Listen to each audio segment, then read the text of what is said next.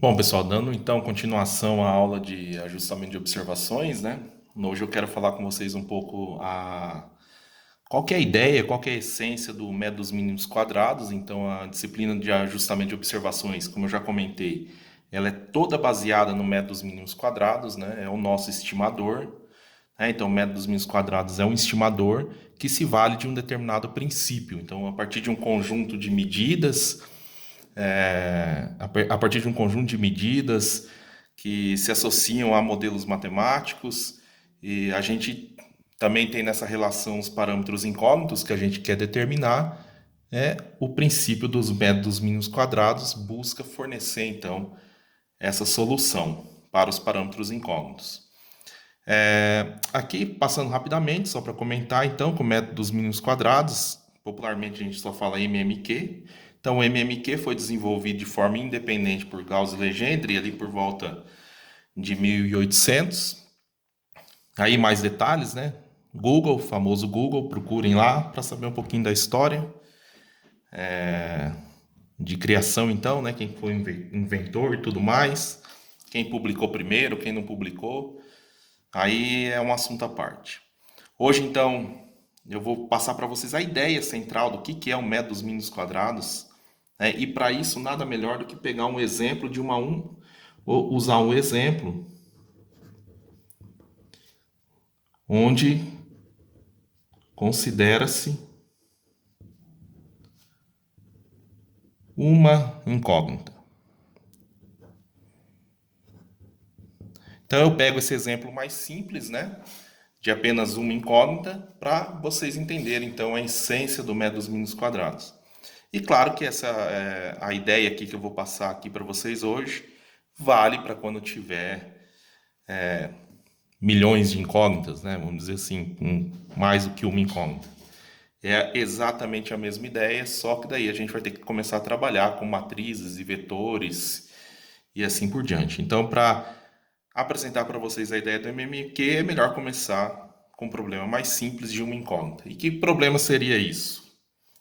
Que problema seria esse, né, que eu quero apresentar para vocês hoje aqui como exemplo?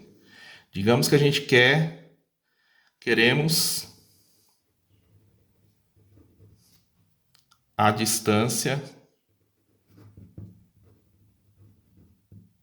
eu vou chamar aqui a distância entre dois pontos, o ponto A e o ponto B. Certo? Então a gente quer medir a distância entre dois pontos, distância AB. Então a gente foi para campo. Aqui pouco importa o método que foi utilizado para medir essa distância entre esses dois pontos A e B. Né? Se foi trena, se foi estação total, medição eletrônica, pouco importa. O importante é que aqui a gente foi para Claro que isso é muito importante, mas não para esse debate que eu quero fazer aqui agora. Mas o que importa é que a gente foi para campo e medimos por alguma técnica a distância entre o ponto A e o ponto B. Então, a gente está lá em campo e fizemos uma primeira medida. Então, distância AB igual 100,1 metro. Certo? Então, vamos imaginar que a gente foi lá para campo e, utilizando algum método de medida, por exemplo, a trena, ou seja lá o que for, a gente atingiu essa distância, né? Medimos a distância do ponto A até o ponto B e anotamos o valor, deu a distância AB, o valor medido, 100,1 metros. Bom, aí que está o detalhe. Então, isso aqui é uma equação, certo? Montei aqui uma equação. Tem uma medida e com uma medida eu montei essa equação. É uma equação extremamente simples, né? Uma igualdade direta. Então, essa variável DAB recebendo 100,1 metros. Certo? Então, do ponto de vista matemático, nós não temos nada de errado com essa equação. Né? Então, você tem aqui uma variável, DAB, recebendo um determinado valor. Então, do ponto de vista matemático, já tem uma solução, né, aqui. Então, desse jeito que está aqui, eu já tenho uma solução. Aí vocês podem perguntar, bom, então já resolveu o problema. Se eu queria medir a distância do ponto A ao ponto B, então se eu fui lá, fiz uma única medida, com uma única medida, eu chego à solução da distância AB. Porém, a gente já viu nas aulas anteriores que o quê? Eu preciso ter o quê? Redundância. A gente já discutiu nas aulas anteriores. Por que a redundância é importante? Primeiro que é o seguinte aqui, ó. Com uma única medida, para mim medir a distância AB, com uma única medida, do ponto de vista matemático, eu consigo resolver, sem problema nenhum. Tá aqui, né? Não tem nenhum erro aqui. DAB, essa variável DAB, recebendo 100,1 metros. Do ponto de vista matemático, está resolvido. Mas do ponto de vista da nossa área, onde a gente não está interessado somente no valor, para nós não interessa apenas o valor que a pessoa chegar e entregar um valor. Se não entregar qual que é a qualidade daquele valor que foi medido, não tem nenhuma importância para nós, né? Então seria importante eu saber qual o que meu sistema de medida proporciona de variabilidade nessa medida, né? Ou seja, qual a precisão dessa minha medida?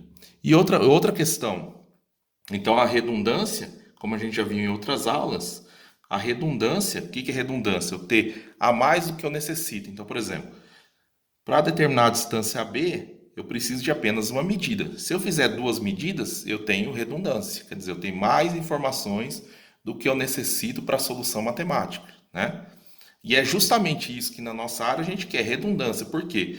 Eu quero redundância porque a redundância permite eu descrever ou descobrir, né, ou estimar, né, a variabilidade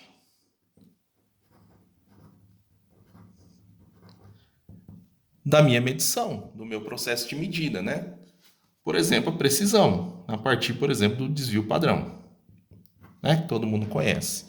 Além disso, tem uma outra questão também envolvida com a redundância, que a gente pode citar aqui rapidamente, que é, vamos imaginar que foi cometido algum erro grosseiro, ou algum erro grosseiro nessa medida, por exemplo, né? O cara foi lá preguiçoso, né? Brincando aí, mas o cara foi lá preguiçoso, foram em duas pessoas, um lá puxou a trena, o outro lá, a pessoa gritou um número, o cara chegou aqui e anotou errado, né? Então tem um erro grosseiro. Se eu tiver só essa medida, tudo bem, do ponto de vista matemático está solucionado. Mas se eu tiver aqui um erro grosseiro, eu não vou descobrir que eu tenho esse erro grosseiro. Por quê? Porque eu não tenho redundância. A partir do momento que eu começar a ter redundância, ou seja, mais medidas, eu começo então a conseguir descrever a variabilidade, começo a enxergar a variabilidade no meu processo de medida, ou seja, a qualidade do meu processo de medida, e também começa a olhar se tem a influência de algum erro grosseiro, né? Então a redundância também é importante para a detecção de erros, né? De natureza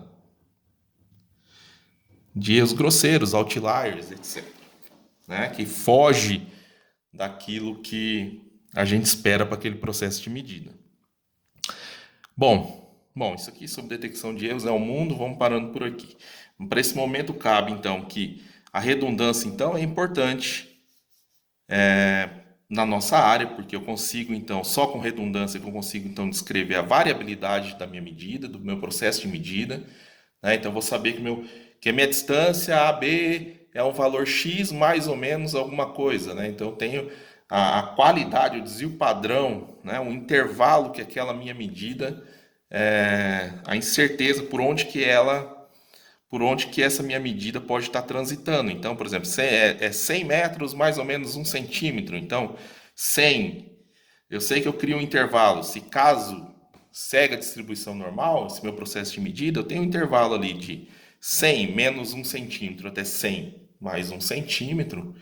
Eu tenho, né, um intervalo que o meu valor mais provável pode estar ali, a minha medida está variando. No caso da distribuição normal, tem um intervalo ali de aproximadamente 68% de probabilidade de eu ir lá com o mesmo processo de medida, com o mesmo operador, etc., com as mesmas condições, de eu executar uma medida e cair dentro desse intervalo. Então, ou seja, eu tenho a qualidade no meu processo de medida. E se eu cometi algum erro grosseiro, se eu tenho várias medidas, de repente eu tenho alguma medida lá que está fugindo muito dos demais valores, eu também posso identificar que aquela medida proporcionou algum tipo de erro grosseiro. Bom, dito isso, Aqui foi só para enfatizar para vocês que com uma única medida eu já tenho a solução matemática. Dito isso, então eu justifico por que que o camarada que é da nossa área foi para campo, ele não vai voltar com uma única medida, certo? E aí a gente continua agora num próximo vídeo.